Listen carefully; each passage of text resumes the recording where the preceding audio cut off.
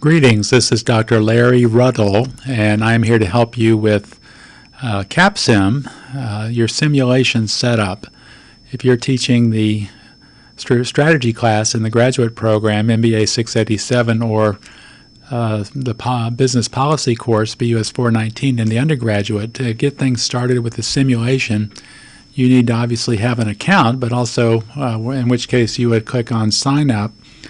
But also, once you have an account, you need to set up the simulation in Capsim for the students. When you do that, you're going to get a code, and the students need that code to be able to actually jump into the simulation. So, again, the website capsim.com, and log in. And since I've already have an account,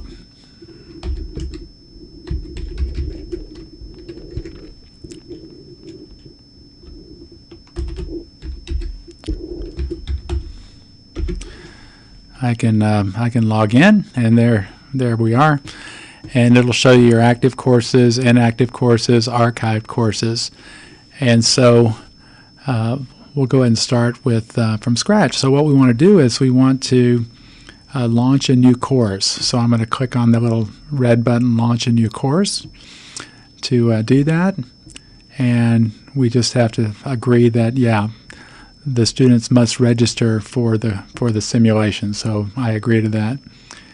And what it does, it offers me a course that we've done previously. So if you're new to Capsim, I would again call them and see if they can pull in one of these courses that we've already done in the past. So for my purposes, I taught a course last summer on strategic planning, so that's the one I want. And so, I can go ahead and view that, and it, tells me the information about it and the fact that it includes the Capsim. But then I'm just going to click on continue. After again, I select that and continue. And notice it walks you through, the different options for the course. So, and what it's doing now is it's just confirming the information. So the information is going to be the same. So Belhaven University is correct, and they have your campus breakdown there, which is just great. And already got the course in there, and this course will be on Thursday nights, so we can check that. Master's degree course, and again, we're still signing students up, so we can put that down. And so the course start date will be, I like to actually start it, again, you don't have to do it necessarily by the schedule that Belhaven gives, but I like to have it available sooner than later. So I'm going to go ahead and start this class basically on Friday, and then the end date, I'm going to go ahead and make it, a couple weeks, after the class, actually ends in April. So I'll go ahead and put May. And again, students will probably most likely not be using this, but this makes sure that you can get into the course to get your information. Keep in mind that once it ends, it can be archived, but so you won't lose it. But I like to give myself some leeway there. So again, we get the capstone. They get that through the bookstore. If you want foundations, you would click that, and that's all we need to do for now. So we'll just continue. And I just simply use the free ethics plugin, so we'll continue with that.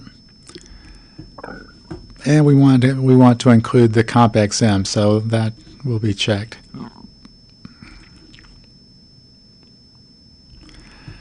And we don't really need those additional materials, so we'll just go ahead and continue. And basically we'll say students pay at the bookstore. In other words, they'll receive a booklet with a code in it, so it's the same as the so that when they sign in, they'll use the code from the booklet that the bookstore gives them. And I like to go ahead and get the team member guides. It's really no extra cost, so then they can have a hard copy of something when they come into the class.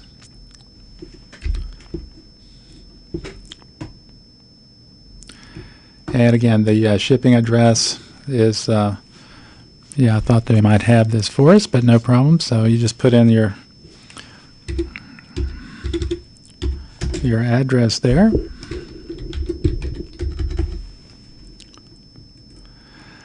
So after you type in the information, just hit continue. And it gives you a summary of your order. So just review, and everything looks good.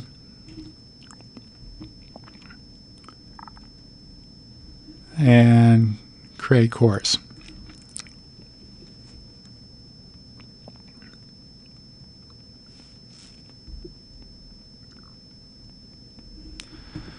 So what's next is you set up industries. So we'll go ahead and set those up now.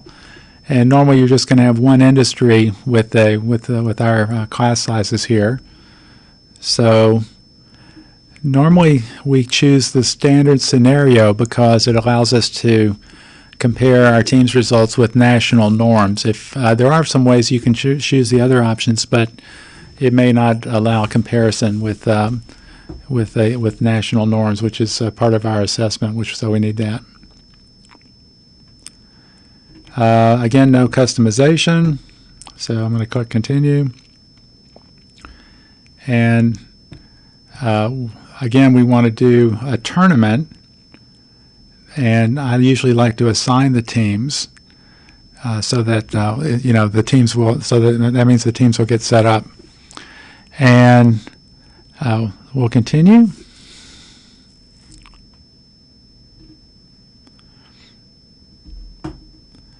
And so I'm going to set up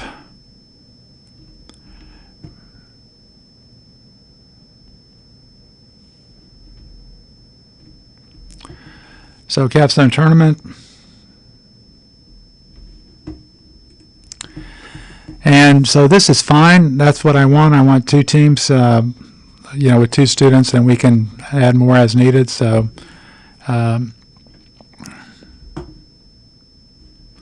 that looks good. So I'm going to click on continue.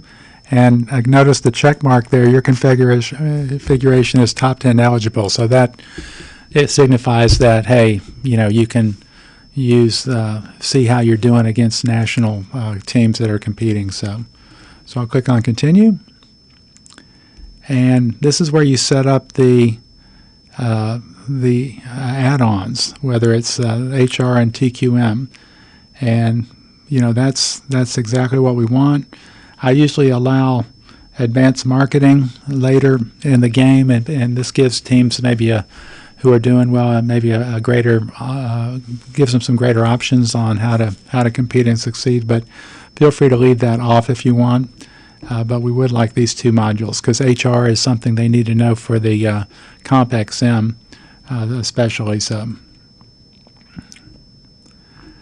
So now it's just confirming the setup of the industry. So I'm just going to say create industries, and Capsim's going to work for a second and then generate a code that identifies my industry for this simulation, which I will make available to students in Canvas, so that when they sign up, I'll say, hey, use our industry code, which is C as in Charlie 78524.